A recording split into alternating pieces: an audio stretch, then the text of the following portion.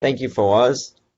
So, as many of you probably over your academic and work careers, you've had a number of great mentors. And myself, I've had a few. My undergraduate mentor, Misaki Takabayashi, not only did she have a fun name, she was a fun advisor and great mentor to me. I had a lot of fun with her, scuba diving and collecting corals and learning about PCR and science and knowing when to sometimes take a break from your work and go to the other side of the island and come back and hopefully your lab reactions will work again. And then some advisors and mentors at NIST teaching me about metrology and figuring out what are the stakeholders' needs and what the science needs are and how to address them. But one mentor that I don't think that I've had that I don't think any of you have had is a grilled cheese mentor. So I've had a long and windy road to get to where I am. And after 1 year of college at Virginia Tech, majoring in engineering, I decided I think I'm done with school. So I dropped out and I started doing this hippie thing, going to concerts, following bands around Grateful Dead, String Cheese Incident, and the like. And so my first started out, had a friend of mine. We just packed a bunch of stuff in the car, more than we really needed, and we drove out to Wisconsin to see the concerts and did that. Went from show to show for for about a month, 6 weeks. Time really seems like a lot longer on the road than it actually was. A week can feel like a month. Just you're doing a lot in a short amount of time. But one day I met this man. We'll call him Dirty Brian, and he asked me, saw a license plate from New York, and asked me if I lived in New York, and said he needed a ride and wanted to get home to see his grandma who was sick. So I said, yeah, it wasn't too far out of the way for between where we were and the next show.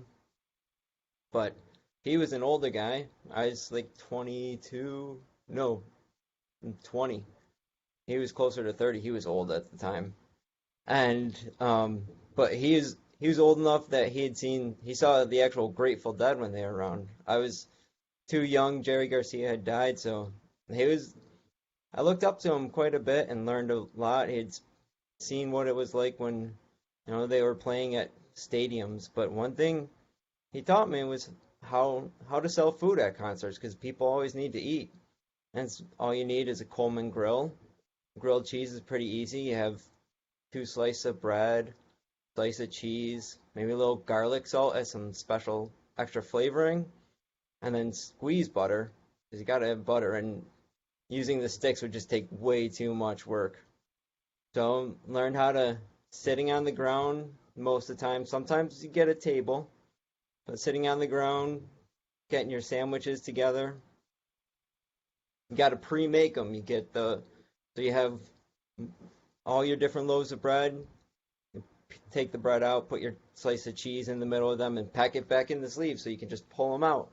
Because when you're feeding a lot of people, or hoping to feed a lot of people, you have to make the sandwiches quickly. Because it's a high profit margin business. You can get costs about 25 cents per sandwich for ingredients, and you sell them for $1. So you're 4 times the money, but it's a lot of grilled cheese sandwiches you have to make to get by food, food in your belly, gas in your tank, hopefully a concert ticket. Didn't really have much more in terms of expenses. Um, so yeah, but then the one nice lesson that I learned from it is the importance of planning. Planning ahead, you got to get your ingredients ahead of time, and you also got to think, well, do I have my grill? Do I not? Do I have propane? Sometimes, amazingly, going around a concert parking lot, you can acquire propane. You even borrowed a grill on occasion.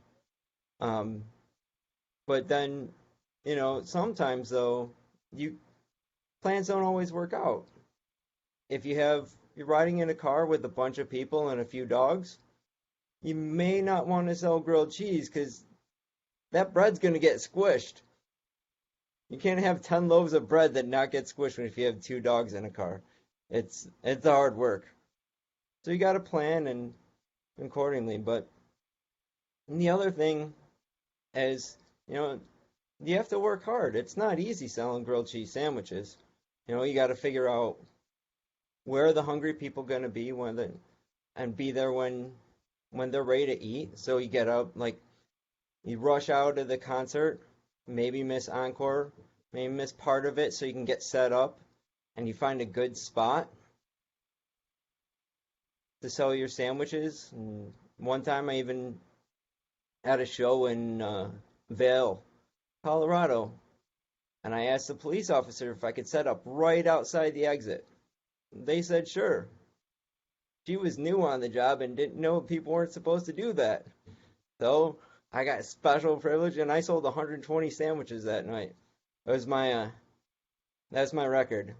But so you have to work hard. You have to do what you can.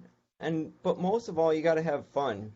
And it kind of helps with the planning and selling because you're selling grilled cheese sandwiches sitting on the ground. It's $1. It's not the most appetizing meal. I guess sometimes depending on how hungry or other things people are, grilled cheese might sound a little interesting, sound good. But you know, I spent a lot of time yelling at people, using a few curse words, telling them buy my grilled cheese sandwiches and come on, all sorts of things. I won't go into it here. Wouldn't be polite, but it's having fun, working hard, and they're not mutually exclusive. It was kind of fun yelling at people and having a game about it. I'm a pretty shy person, and that was my time to kind of just get up on stage in a sense, even though I'm sitting on the ground. So, as much as the scientific advisors and mentors I've had at NIST have impacted my life, it was Dirty Brian teaching me how to sell grilled cheese that also had a pretty large impact on my life. Thank you.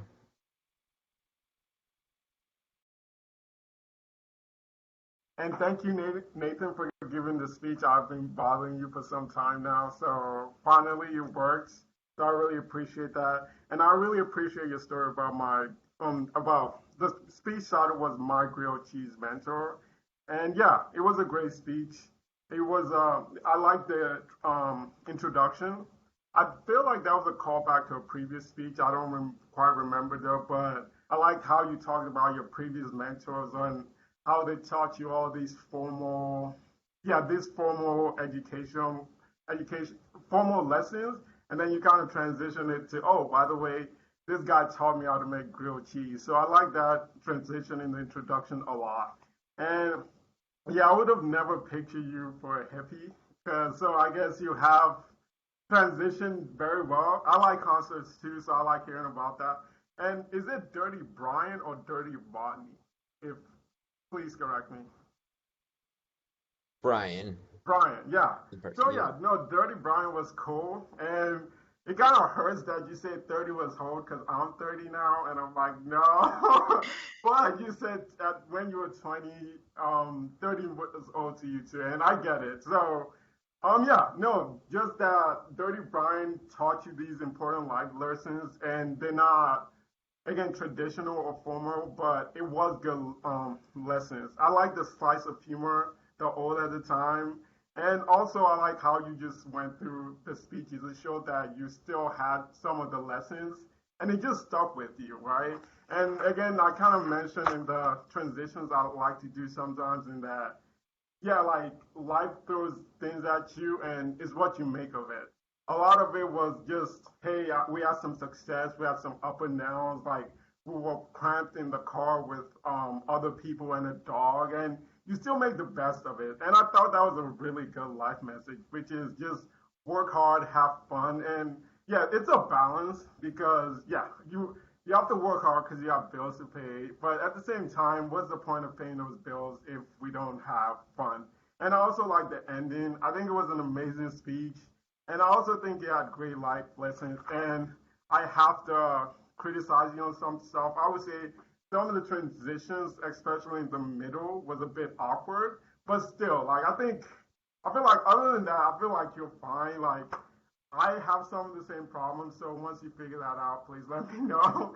So in my last speech, I remembered because I feel like that was my critique in my last speech too. But yeah, again, great speech. I'm glad that I wasn't super annoying and you actually took to my prodding really well. I'm glad. Yeah, I hope I wasn't annoying. But yeah, great speech, Nathan. Thank you for giving us that.